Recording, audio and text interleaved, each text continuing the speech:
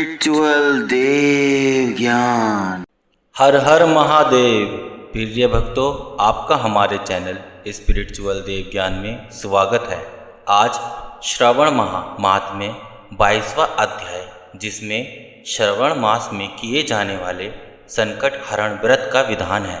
तो चलिए शुरू करते हैं। ईश्वर बोले, हे मुनि श्रेष्ठ, श्रावण मास में कृष्ण पक्ष की चतुर्थी तिथि के दिन सभी वांछित फल प्रदान करने वाला संकट हरण नामक व्रत करना चाहिए। संत कुमार बोले, किस विधि से यह व्रत किया जाता है? इस व्रत में क्या करना चाहिए? किस देवता का पूजन करना चाहिए और इसका उद्यापन कब करना चाहिए? उसके विषय में मुझे विस्तार पूर्वक बताइए। ईश्वर बोले, चतुर्थी के दिन प्रातः उठकर दंत धावन करके इस संकट हरण नामक शुभ व्रत को करने के लिए यह संकल्प ग्रहण करना चाहिए। हे देवस, आज मैं चंद्रमा के उदय होने तक निराहार रहूँगा और रात्रि में आपकी पूजा करके भोजन करूँगा। संकट से मेरा उद्धार कीजिए। हे ब्रह्मपुत्र, इस प्रकार संकल्प करके शुभ काले तिलों से युक्त जल से स्नान करके समस्त आहिनक कृत संपन्न करने के बाद गणपति जी की पूजा करनी चाहिए। बुद्धिमान को चाहिए कि 3 माह से अथवा उससे अधिक परिमाण अथवा 1 माह से सुवर्ण से अथवा अपनी शक्ति के अनुसार सुवर्ण की प्रतिमा बनाए। सुवर्ण के अभाव में चांदी अथवा तांबे की ही प्रतिमा सुखपूर्वक बनाए। यदि निर्धन हो तो वह मिट्टी की ही शुभ प्रतिमा बना ले, किंतु इसमें वित्तीय साठ्य ना करे, क्योंकि ऐसा करने पर कार्य नष्ट हो जाता है। रमें अष्टदल कमल पर जल से पूर्ण तथा वस्त्रयुक्त कलश स्थापित करे और उसके ऊपर पूर्ण पात्र रखकर उसमें वैदिक तथा तांत्रिक मंत्रों द्वारा 16 उपचारों से देवता की पूजा करे। हे विप्र, तिल युक्त 10 उत्तम मोदक बनाए। उनमें से 5 मोदक देवता को अर्पित करे और 5 मोदक ब्राह्मण को प्रदान करे।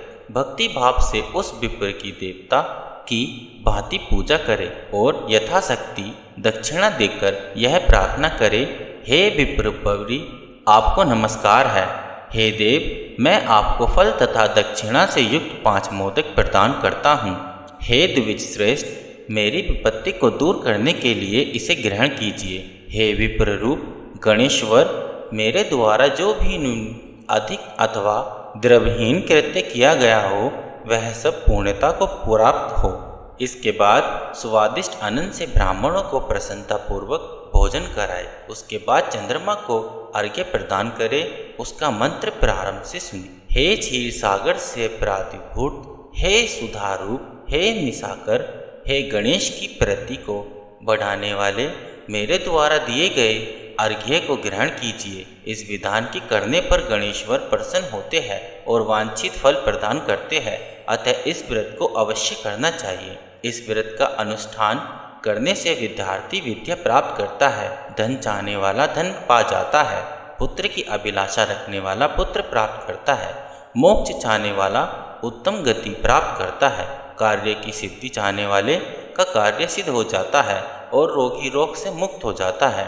विपत्तियों में पड़े हुए व्याकुल चित्त वाले, चिंता से ग्रस्त मनवाने तथा जिन्हें अपने सुहजनों का वियोग हो गया हो, उन मनुष्य का दुख दूर हो जाता है। यह व्रत मनुष्य के सभी कष्टों का निवारण करने वाले, उन्हें सभी अभिष्ट फल प्रदान करने वाला, पुत्र पौत्र आदि देने वाला तथा सभी प्रकार की संपत्ति प्रदान करने वाला है। ओम नमो हैरम्बाय मदमोदिताय संकटसाय निवारणाय स्वाहा को बोलना चाहिए। बुद्धिमान व्यक्ति को चाहिए कि इंद्र आदि लोकपालों की सभी दिशाओं में पूजा करे। अब मैं मोदकों की दूसरी विधि को आपको बताता हूँ। पके हुए मूंग तथा तिलों से युक्त घी में पकाए गए तथा घी के छोटे छोटे टुकड़ों से मिश्रित मोदक गणेश जी को अर्पित करें। उसके बाद दुर्वा के अंकुर लेकर इन नाम पदों से पृथक पृथक गणेश जी की पूजा करें।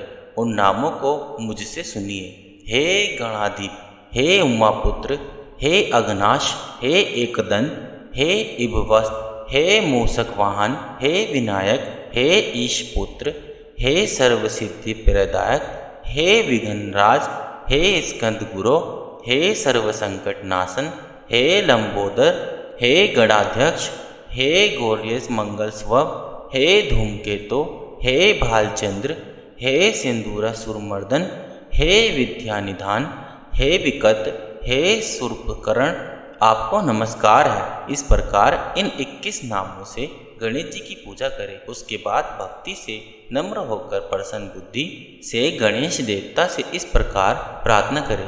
हे विघ्नराज, आपको नमस्कार है। हे उमापुत्र, हे अघनाश, जिस उद्देश्य से मैंने यथाशक्ति आज आपका पूजन किया है, उससे प्रसन्न होकर शीघ्र ही मेरे हृदय मनोरथों को पूर्ण कीजिए। हे प्रभु, मेरे समक्ष उपस्थित विविध प्रकार के समस्त विघ्नों का नाश कीजिए। मैं यहाँ सभी कार्य आपकी ही कृपा से करता हूँ।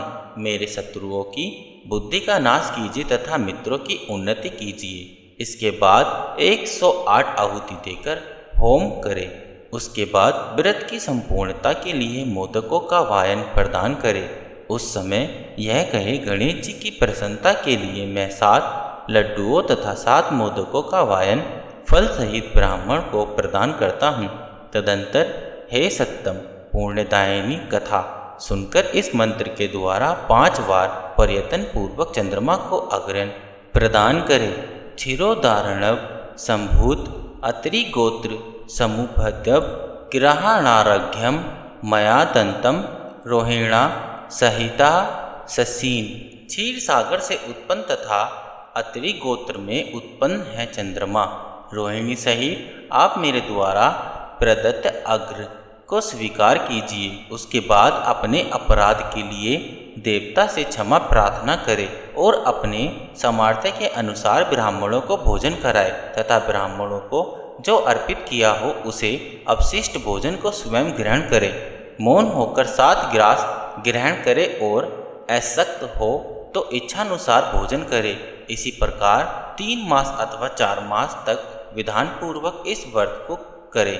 उसके बाद बुद्धिमान को चाहिए कि 5वें महीने में उद्यापन करे। उद्यापन के लिए बुद्धिमान को अपने सामर्थ्य के अनुसार सर्वणमयी गणेश प्रतिमा बनानी चाहिए। उसके बाद उस भक्ति संपन्न मनुष्य को पूर्वक विधान से चंदन, सुगंधित द्रव्य तथा अनेक प्रकार के सुगंध पुष्पों से पूजा करनी चाहिए और एकाग्रचित होकर नारिकेल फल से अर्घ्य प्रदान करना चाहिए।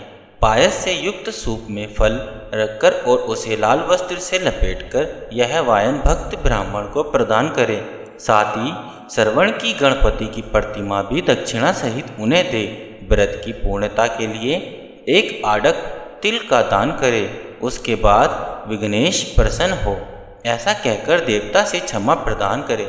इस प्रकार उद्यापन करने से अश्वमेघ यज्ञ का फल प्राप्त होता है और मनोवांछित सभी कार्य सिद्ध हो जाते हैं।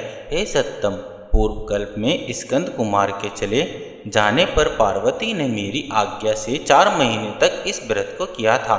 तब 5वें महीने में पार्वती ने कार्तिकेय को प्राप्त किया था।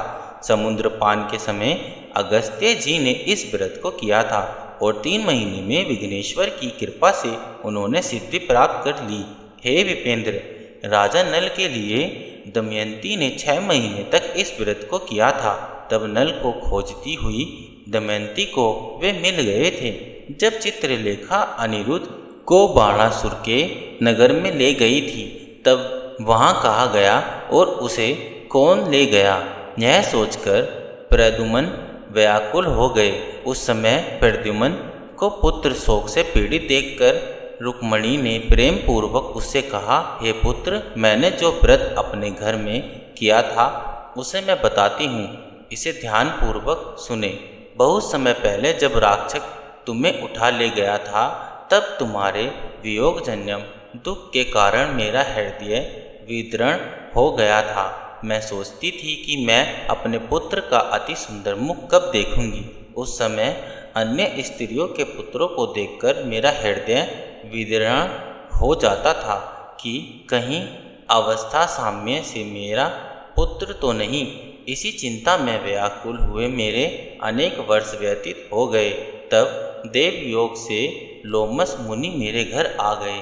उन्होंने सभी चिंताओं को दूर करने वाला संकट चतुर्थी का व्रत मुझे विधि पूर्वक बताया और मैंने 4 महीने तक इसे किया।